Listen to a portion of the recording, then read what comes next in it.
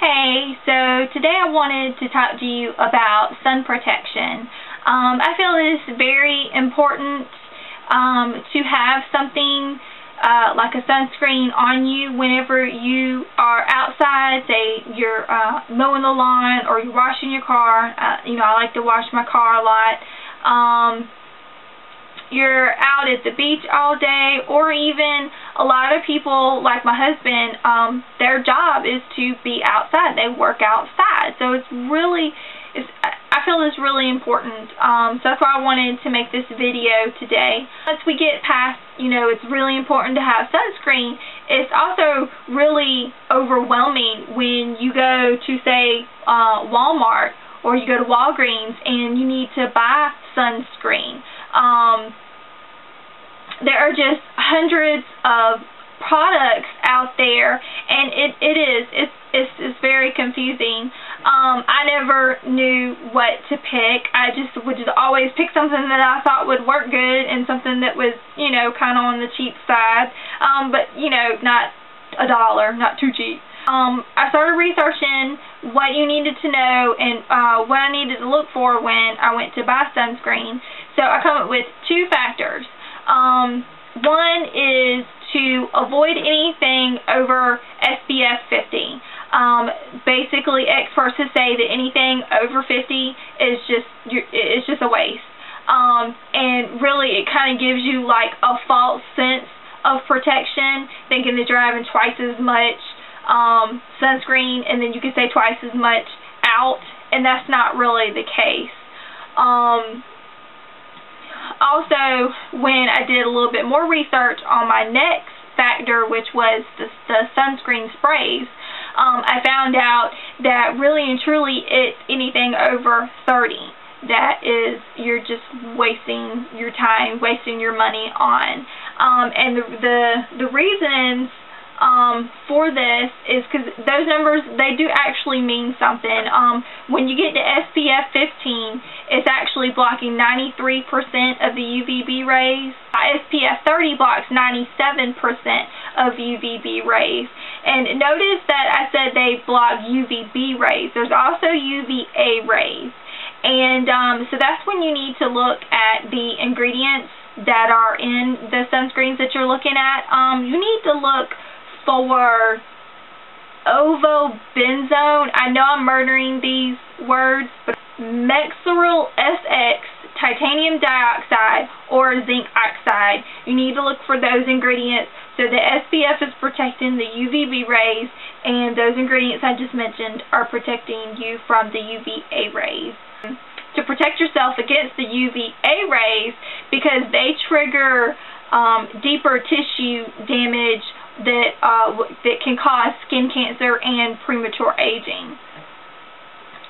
So then the next thing to look for when you're buying sunscreen is to avoid the sunscreen that is in the form of the spray cans.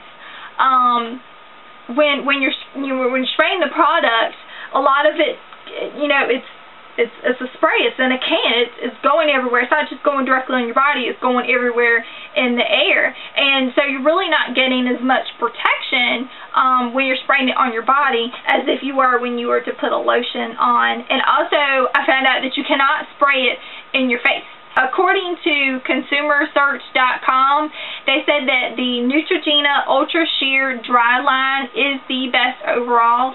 So this weekend, I think I'm going to go pick me up a bottle. And I also found a $1 off coupon on their website. Now that you've bought the sunscreen, you need to know how to put it on your body correctly in order to get the amount of protection that you need. That you spent all this time researching the kind that you need. Now you need to put it on you right. The experts recommend that you need to slather up 30 minutes before you go outside. And also I found out that, you know how you'll see on the bottles that they say they're waterproof or water resistant. They're really and truly not waterproof. If you're sweating or if you're playing in the pool, you need to get out about every hour or so, dry off, and slather on again. And last thing is you need to check the expiration date on the bottles. They do expire. I think most of them will last about 3 years. I thought it was every year. My research said that it's about every 3 years. But just check the expiration date. Throw it out if it's past the expiration date and just get you another bottle. Another thing when it comes to sunscreen is a lot of people want to be tan, and I mean, I don't blame them. I want to be tan too, but so a lot of people will forego wearing sunblock altogether because they want to be tan, and this isn't really worth risking getting skin cancer just because you want to look tan, just because you're wearing sunscreen or sunblock. Also, I found out that sunscreen and sunblock are the same thing. You don't have like one side sunscreen and one side sunblock. Sunblock and sunscreen are the same thing. You know, they just interchange the names out when they're talking about sun protection, but it's the same thing. You're not going to block. Well, I mean, you're blocking the rays. The names mean the same. Okay, well, all right.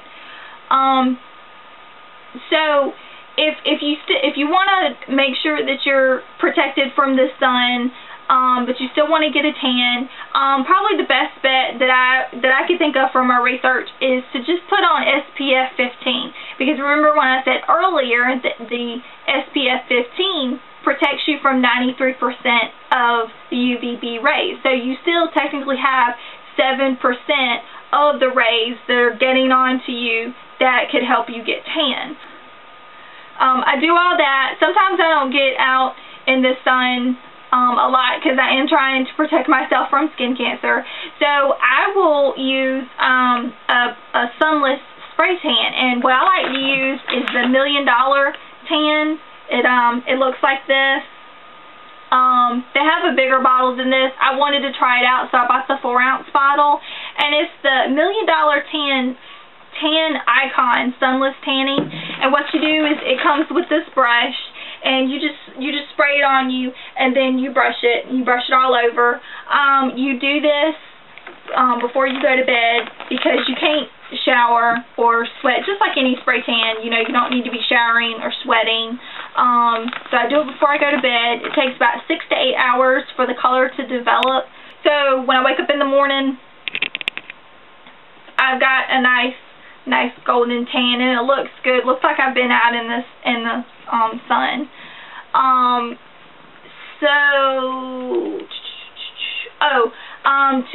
To make that tan last as long as possible, I moisturize every morning after I get out of the shower. Get over there.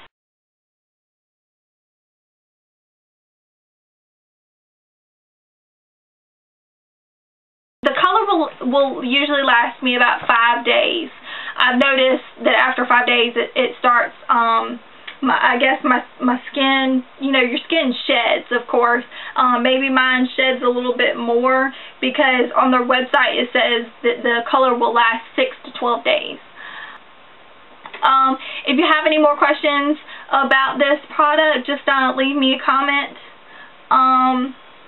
So now on to our faces. We've got our bodies protected. Now we need to worry about our faces. It gets a little bit more complicated for us ladies because we wear makeup.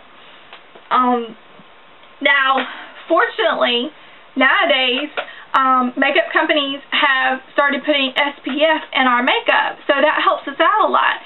But that has been giving us a false sense of protection because actually, let's see, according to LoveToKnow.com, the American Academy of Dermatology advises that makeup enhanced with SPF does not provide a suitable amount of protection. They say that actually our makeup would need to be reapplied every 2 hours to achieve the protection that is needed to avoid sun damage and cancer. Like, the reasoning for that is because when we put our makeup on, it sinks so deeply into our skin that it isn't able to give us the protection that we need.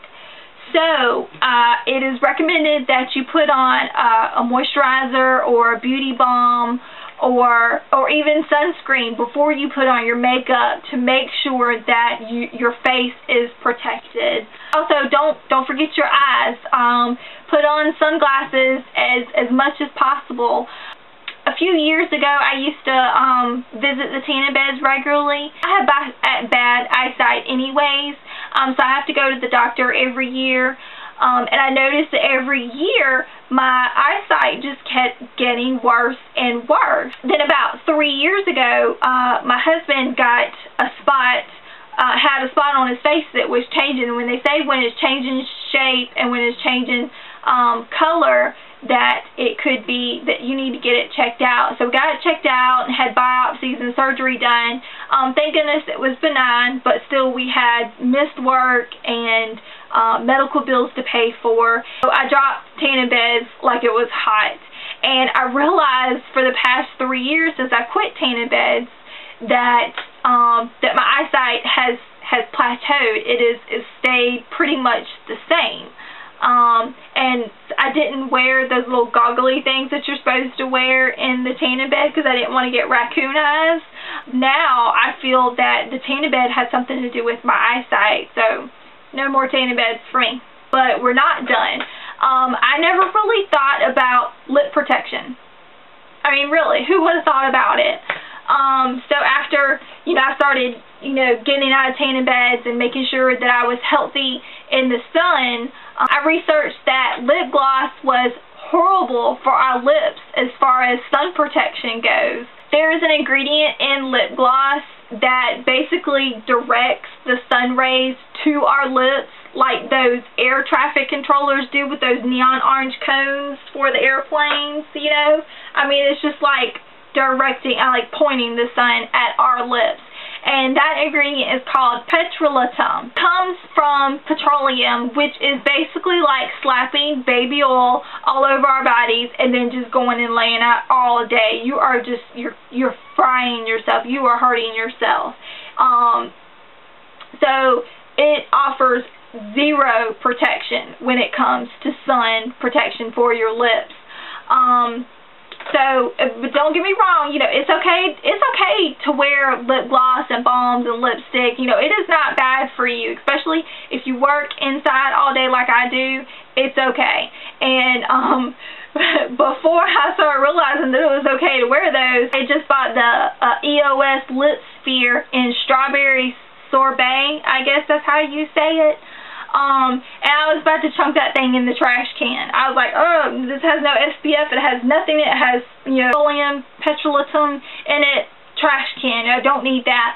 But that's okay because I work inside all day. I can slap that stuff on to moisturize. It is perfectly fine. If I'm outside, I'm going to the beach, I need some type of lip protection that has SPF in it. I was on EOS's website and I found that they had a lip sphere that contains SPF 15. I also own, let's see, here's 2 of them. I thought I had another one. I have these Maybelline baby lips. They have, let's see here, SPF 20. So these are good to wear, moisturizing and protection. Also, I just bought this Tarte. I don't know if you can see that. I bought this Tarte 24/7 Natural Lip Sheer. It has SPF 15 in it. And there's more. I'm sure there's other ones. You just gotta look at the ingredients. In the chapsticks and the lip balms to make sure that they are SPF, that they have some type of SPF in there. So I think I've covered about everything for sun protection. If there's anything that I missed, just leave me some comments. And I hope that this video was very informative. I sure did learn a few things because I knew I wanted to make a video, and I did learn a few more things as far as sun protection. So everybody have a great summer.